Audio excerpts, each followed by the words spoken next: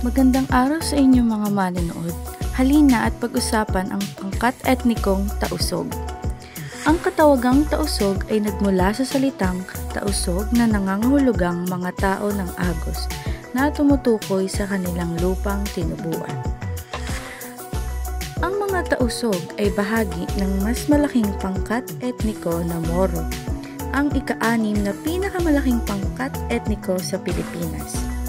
Mayroon sila noon na isang nagsasariling estado na tinawag na Sultanato ng Sulu, na dating ipinamalas ang kanilang kapangyarihan sa pook na sa ngayon ay binubuo ng mga lalawigan ng Basilan, Palawan, Sulu at Tawi-Tawi.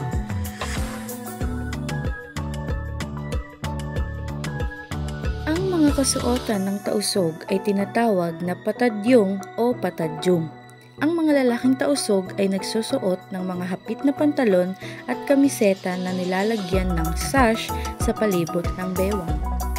Ang mga babae naman ay nagsusuot ng sarong na kahawig ng kasuotan ng mga Malay. Nagsusuot rin sila ng mga tansong aksesorya sa kanilang blusa o ginagamit ito bilang kwintas at bracelet. Tausog ay nakabuo na ng isang sentral na administrasyon bago pa man ang Islam. Tinanggap ng mga pinuno ng tausog ang Islam nang ito ay dumating. Hindi sila naglagay ng anumang pagtutol. Itinatag nila ang kanilang sarili bilang mga huwaran sa sandaling sila ay naging Muslim.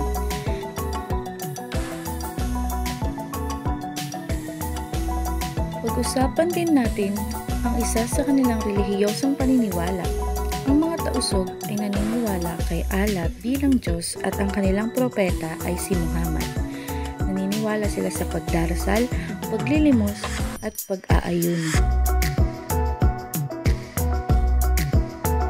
Isa sa mga naging pangunahing kabuhayan ng mga tausog ang pag-aalaga ng mga hayop. Sila ang nagpalaganap sa paggawa ng mga bangkang pangingisda, sandata, mga kagamitan sa loob ng tahanan at paggawa ng iba't ibang instrumento. Isa rin sila sa mga taong magaling maglilok at magkurba ng iba't ibang bagay kung saan ang estilong ito ay tinatawag na ukil.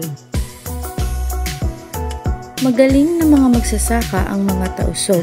Nagtatanim sila ng mga mais, kamote at mga gulay upang masuportahan ang pang-araw-araw na pangangailangan. Ang mga tausog naman na malapit sa dagat ay pangingisda ang pinagkakaabalahan.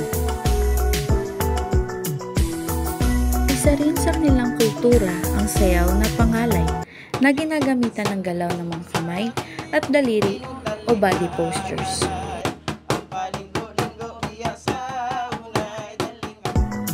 Isa sa mga karagdagang kaalaman tungkol sa kanilang paniniwala ay naniniwala sila sa mga espiritu na naninirahan sa mga halaman, puno at bato. Naniniwala din sila sa mga albularyo na siyang tumutulong upang pagalingin ang kanilang mga karamdaman. Ang lubusang paggaling ng isang sakit ay idinaraan sa mga dasal at mga halamang gamot. Muli, salamat sa pagsama sa akin tuklasin ang pamumuhay ng mga tausog. Paalam!